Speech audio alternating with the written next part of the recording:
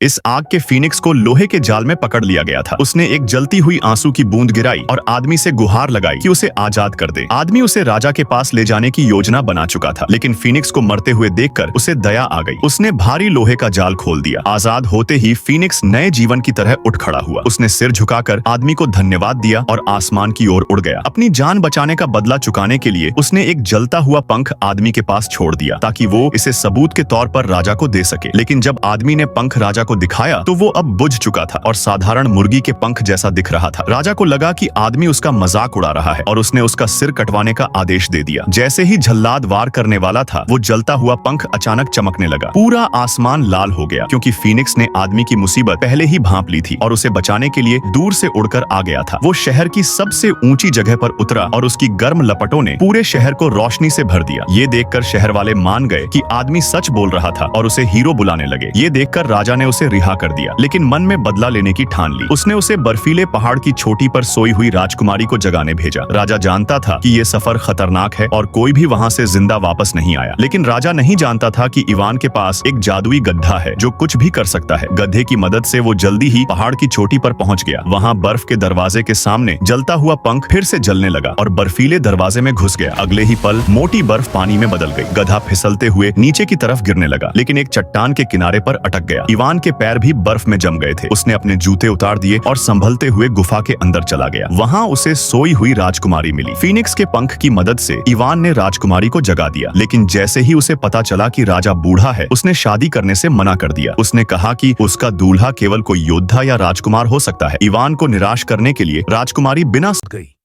Ivan भी तुरंत उसके पीछे कूद पड़ा। तभी गधा समय पर आ गया और दोनों को बचा लिया। जल्द ही इवान राजकुमारी को वापस लेकर आया, लेकिन उसने शादी से इनकार कर दिया।